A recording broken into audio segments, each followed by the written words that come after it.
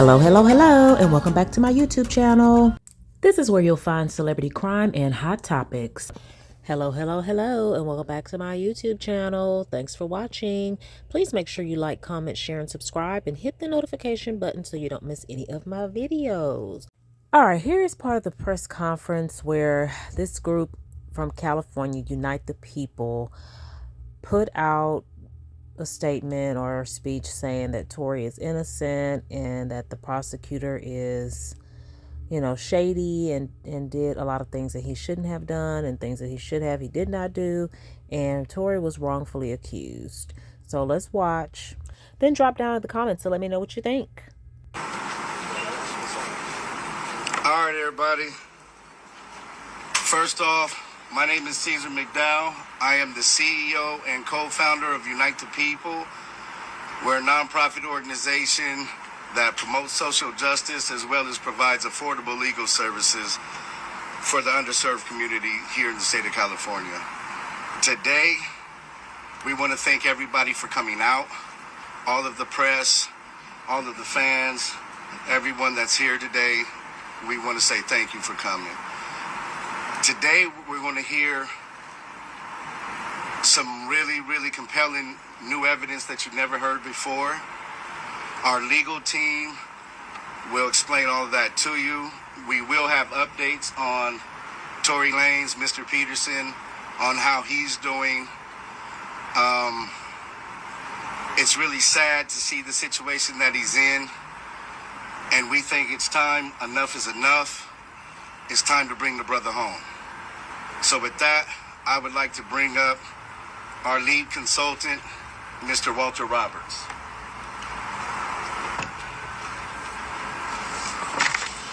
Good morning.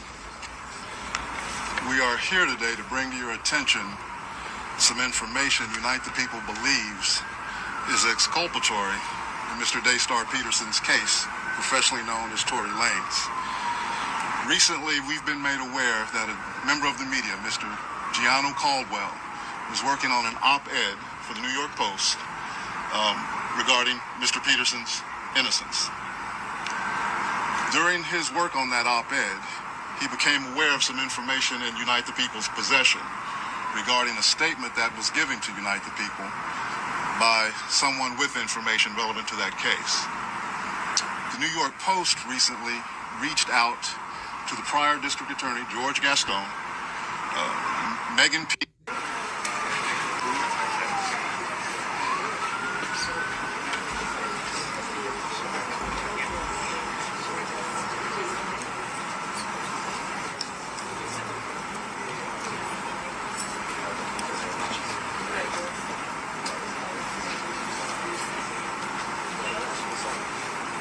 All right, everybody.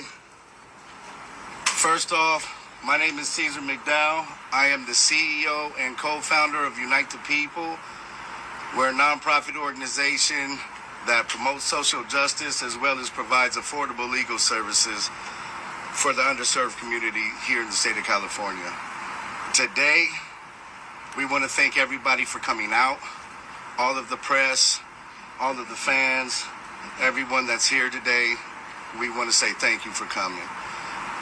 Today, we're going to hear some really compelling new evidence that you've never heard before. Our legal team will explain all of that to you. We will have updates on Tory Lanez, Mr. Peterson, on how he's doing. It's really sad to see the situation that he's in, and we think it's time. Enough is enough. It's time to bring the brother home. So with that, I would like to bring up our lead consultant, Mr. Walter Roberts.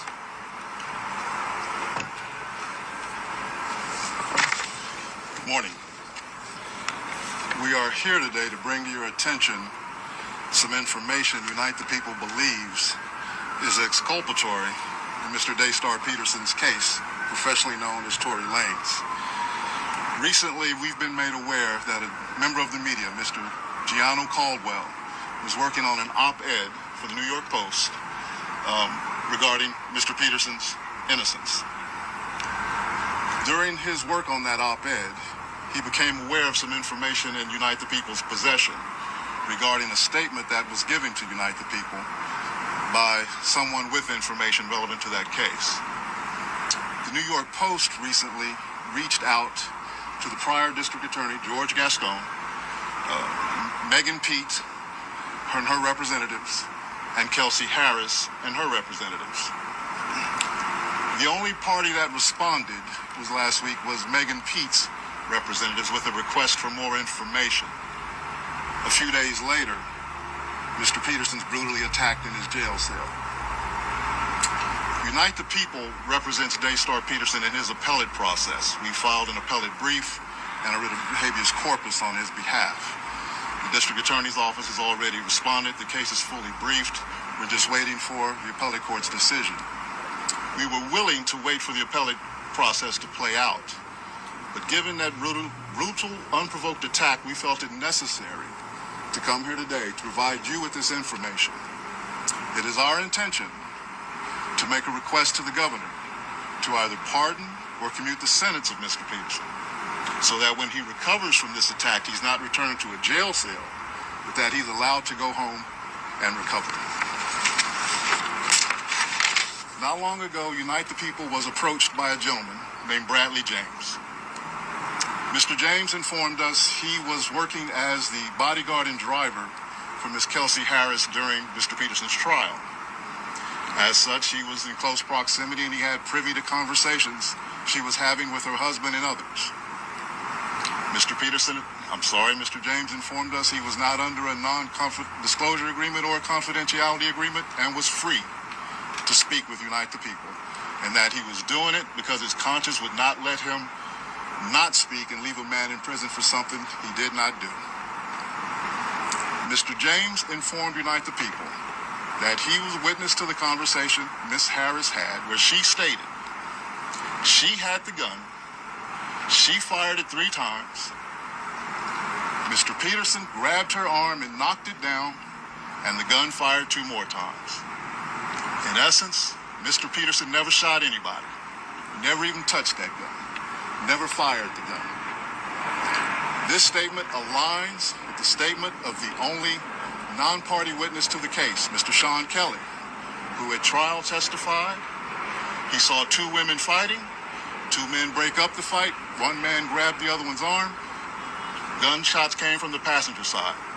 The passenger side is where Ms. Harris was sitting. This further iterates that Mr. Peterson did not shoot Miss Pete, did not shoot at Miss Pete, or did not assault Miss Pete. It's just another irregularity in a list of irregularities in this case. For example, there were 3 potential suspects in the car that night, and yet the only DNA sample was taken of Mr. Peterson, even though unknown DNA was found on the gun. Why wasn't Miss Harris's DNA taken? Or was it taken and the information simply never given to the defense? Why wasn't the driver of the car, Mr. Jaquan Smith's DNA taken? Or was it taken and again, simply not given to the defense? We don't know. It should have been taken. It is Unite the People's understanding, regular LAPD practice at a crime scene like that, anybody who's there, the DNA is taken. Another irregularity. Why, at Ms. Harris's police interview, was a non-lawyer, non-family member, record company executive allowed to participate?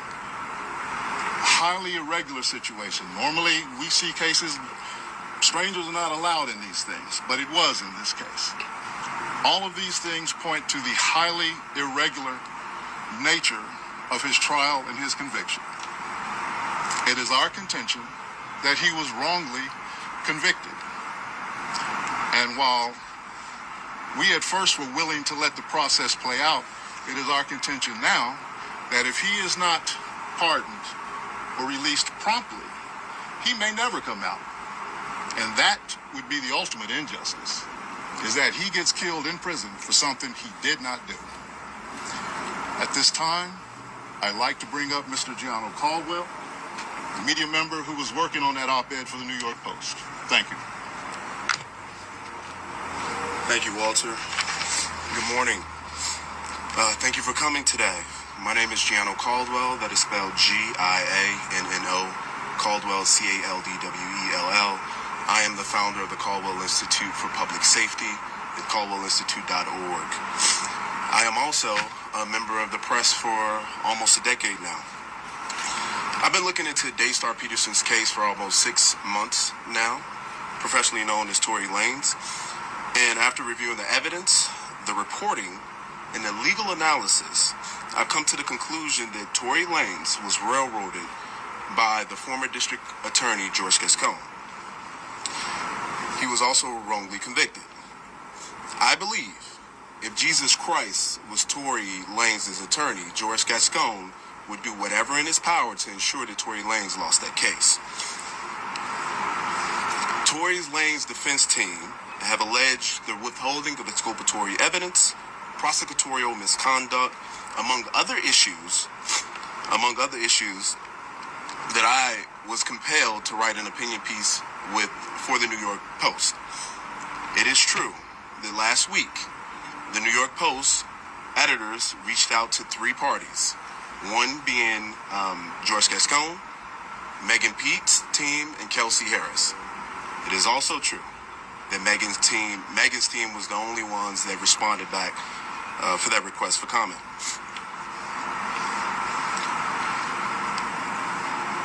I had some glaring questions, and that was the reason for this op-ed. Things didn't make any sense to me, many issues in this case, and I was shocked by the lack of interest from the media to ask very simple questions. There were multiple people with gunshot residue on their hands that night. Why didn't all individuals have the residue tested, their DNA tested on the weapon? That's a legitimate question. According to the prosecution, Tory was excluded from the clip of the gun, and according to Tory's defense team, they said DNA analysis showed that there was a 0.01% chance that Tory touched the actual gun itself. Another piece that stood out to me, the call that the prosecution alleged Tory made confessing to a crime. I listened to that call. I'm sure many of you have as well. I didn't hear a confession. But what really shocked me about it is if my best friend was shot maliciously by someone just 2 to 3 hours before, I wouldn't have answered the call, or if I did, I wouldn't calmly have a conversation with the individual of it. And certainly, I would ask, why did you shoot my friend? And more importantly, I would never have given you my current location out of fear of you finishing the job. That was something that stood out to me. I also, in my op-ed, discussed Kelsey Harris pleading the Fifth Amendment. She wasn't accused of anything by Megan Pete or the police, and to my knowledge, she wasn't under any investigation. So why plead the Fifth? What also shocked me is the prosecution gave her immunity. For what? What did she do? Is there an allegation of her doing something? I'm not aware of that. Maybe some of you can answer that question today. During the time of trial, George Gascon, just to take you back to where we were at that particular point, he had just barely won a recall attempt. He lost support in many key demographics of voters. Crime was up in Los Angeles County. And this case would have been a silver bullet for him potentially winning. His policies obviously were bad and people were harmed. So that didn't happen, and thank God it didn't happen. At the heart of this injustice is the misuse of gun enhancement charges, a sentencing tool intended for the most dangerous and violent offenders. In Tory Lanez's case, these enhancements were not supported by evidence. But George Gascon, interestingly enough, who is someone who regularly would drop enhancements or not recommend them, chose to provide enhancements to Tory. And in his case, in any given situation, according to legal analysts I've spoken with, he would do 1 or 3 years if he did it without the enhancement. That's interesting. Why did George Gascon choose to pursue these enhancements? You know, there's cases I've been looking through which George Gascon has pursued, many in which he utilized these enhancements. A couple come to mind that I would like to reference here. One, Raymond Danger Gonzalez, a Mexican mafia gang member involved in a premeditated murder of 2 young men in 2017. Despite the brutality of the crime, Gascon didn't recommend enhancements. You premeditated murdered a teenager and another individual. Brutal crime. Why would you recommend enhancements, but you would recommend them for Tory? That doesn't make a lot of sense. He also didn't pursue sentencing enhancements for the senseless murder of General Hospital actor Johnny Victor in Los Angeles in 2024. There's a lot of issues with this case. Many I think that the media should be pursuing all angles of it. We should not allow there to be unanswered questions. We should pursue open questions without fear or favor to anyone. That includes Mr. Tory Lanez. In his letter from the Birmingham jail, Dr. Martin Luther King wrote, "Injustice anywhere is a threat to justice everywhere. If we take those words seriously, we must act when injustice is allowed to fester in plain sight."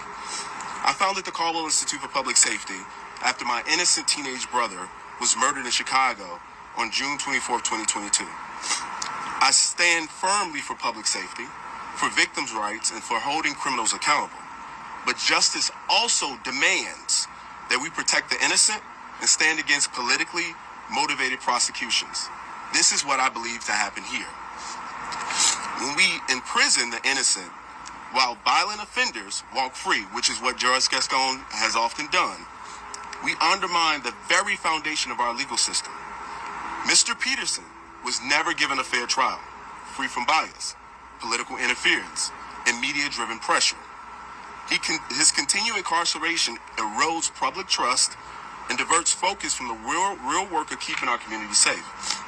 Further, while incarcerated, Mr. Peterson was recently stabbed in prison, as many of you know, a tragic incident that underscores the urgency of this situation and the risk to his life while this case remains unaddressed.